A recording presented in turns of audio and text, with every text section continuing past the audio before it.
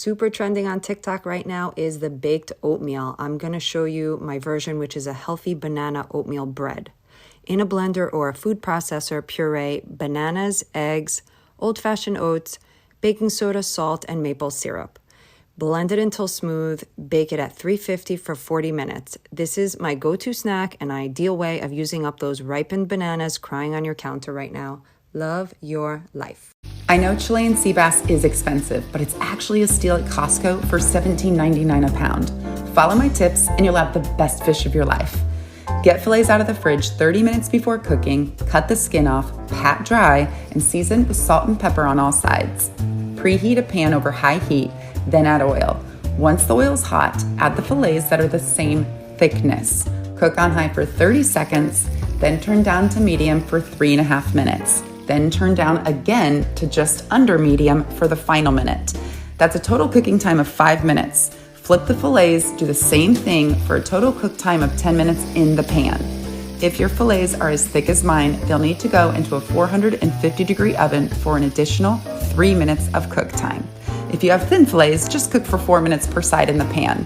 For an Asian spin, make this sauce and serve with baby bok choy. This is fitting for a special occasion and will be the best meal of your life. Here is another super easy and healthy meal that will help you keep it low carb. To make this healthier Spanish rice, grab one onion, you want to dice it, and then a green onion, dice it. I love to use this dicing press. Add about a pound of lean ground beef to your pan and season with your favorite taco blend. I like the Flavor God because it doesn't have any added junk. Once the meat is good and brown, add some garlic and let it cook for a minute, and then you're going to stir in 4 cups of cauliflower rice. Let that cook for about 5 minutes longer, and then stir in a cup of your favorite salsa. Let that cook 5 minutes more, and then you'll see most of the moisture is gone. That's when you know it's done.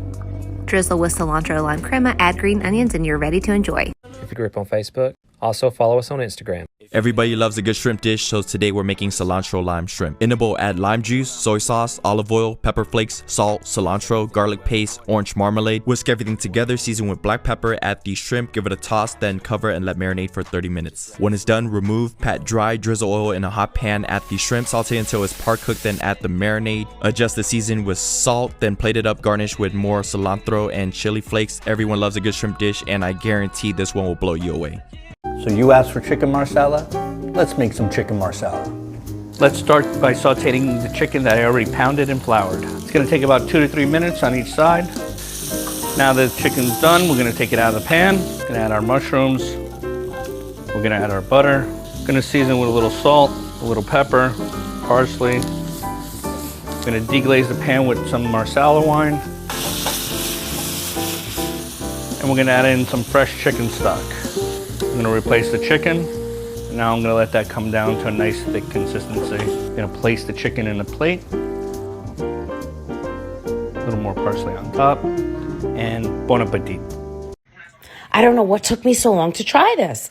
These are cabbage steaks, a little olive oil, salt, pepper, garlic powder. I even put fresh garlic. I put them in the air fryer about 20 minutes on each side. Then I made chicken and kale sausage. So here is the finished product, and it was so good. Check out this 5-ingredient guacamole. Going in with our avocados, garlic, red onion, lime juice, and a little salt. And pulse until smooth. Done in 5 minutes too. Check out this 5-ingredient guacamole. Going in with our avocados, garlic, red onion, lime juice, and a little salt. And pulse until smooth. Done in 5 minutes too. If you're looking for a quick, healthy, on-the-go breakfast, I've got you. This chia pudding is so good and full of fiber. Just 2 tablespoons of chia seeds, half a cup of Chobani oat milk, and let me tell you, this milk is so creamy and delicious. Half of a mashed banana into the fridge for 2 hours. Top it off with your favorite fruit in the morning, and voila. Okay, you guys, mouth-watering and addicting. If you're a fan of tahini or chamoy on your fruit, you need to try this one. It's just a little bit of fish sauce with fresh Thai chilies. Do not knock it until you try it. It's so freaking bomb. Kale salad in a crispy Parmesan bowl. This recipe is for those who think they don't like kale. To make the bowl, create a circle of grated parm in a nonstick pan. Heat to medium-high. When the edges are brown, lift them, flip, cook for 30 seconds. Lay it on top of a small bowl and let it cool. Ingredients for the garlicky dressing are in the comments below. After I de-rib and chop my purple and curly kale, I add the dressing and give it a good massage. Your crispy Parmesan bowl is ready to be filled with dressed kale, toasted pine nuts, Parmigiano Reggiano. You can add protein if you like. I like it just the way it is. Here's how I make my super delicious keto-friendly iced coffee. I start with Premier Protein Shake. This one's caramel. Then iced coffee, Starbucks medium roast for me. Of course, my super cute Starbucks cup and this keto cream. There's 4 different types of collagen and 3 different types of MCT, perfect for my keto friends. If you need this creamer, let me know. I can definitely get you hooked up. There's all kinds of different flavors. This one is caramel macchiato. Goes great with a caramel protein shake. Okay, let's make the best Brussels sprouts ever, and I can't ignore the fact that my best friend called these tiny cabbages with flaming nut sauce, but they're crispy Brussels sprouts with a spicy peanut sauce. Here I'm doing a little quick pickle with some shallots, and then this is how to make the best spicy peanut sauce. I could just literally eat this by the spoonful. It is so good. And you can thin it out with more water if you want to use it as like a dressing or something. Thinly slicing garlic for a chili garlic crunch. I'm using vegetable oil. When it looks brown like that, drain it on paper towels immediately. You could also just buy the store-bought chili garlic crunch from Trader Joe's. And then I'm mixing about 1/4 cup of my peanut sauce in here. And then I mixed a couple tablespoons of it with a couple tablespoons of sriracha for this drizzle. Add some cilantro, and here we go. Oh my gosh, it was so good, and I'm eating my hair. All right. Fried garlic bites with a twist. By peeling your garlic. Preheat your oven to 400. Get an oven-safe bowl. Add in your garlic. Drizzle with a little bit of oil. A pinch of salt and pepper. Give that a little mix. Cook this for about 10 minutes. Fresh out of the oven, let them cool. Should be nice and soft. So we're gonna do flour, egg, and breadcrumbs. Fork those eggs, baby. Season your flour and breadcrumbs with Aleppo pepper, garlic powder, salt, and pepper. Well, I think I wanna use the cooking creature for this. We can test some new water. So we're gonna do the same that we did last time. Flour, flour, back into the egg, and into the breadcrumb. Now we're gonna cook until nice and golden brown. Our cooking creature is preheated, so go ahead and lay in your garlic nuggets. Ah, no. Get back, we are cleaning. Clean as you go. Less mess, less stress.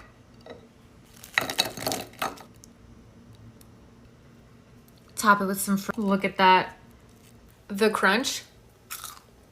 It doesn't give it that fried that the oil would give it, but it's still delicious. Cheeseburger Pop-Tarts with sesame seed puff pastry. Roll out some pre-made puff pastry, then cut it into 4 equal squares. Cover one of the squares in egg wash and then lay down a piece of cheese. On top of the cheese, a cheeseburger, some pickles, a little bit of onions, some mustard, and some ketchup. Place another piece of puff pastry on top and then use your fingers to seal the edges. Straighten out the edges with a pizza cutter. Then use a fork to crimp all the edges shut. Place it on a parchment paper baking sheet and then cover it in egg wash. Sprinkle it with sesame seeds and bake it for 20 minutes. Add some cheese and bake for another minute. Keto-friendly fat bomb. 2 cups of heavy whipping cream, 8 ounces of cream cheese, 1 sugar-free cheesecake Jell-O packet. Mix it around with a hand mixer. Add some keto-friendly chocolate chips and a 1/4 cup of berries, and boom, bam, keto-friendly desserts. Loaded potato casserole. Here's how I make it. I start by baking my potatoes until they're fork tender. Then you're gonna go ahead and scoop out the insides once they're cool enough to handle in a large bowl.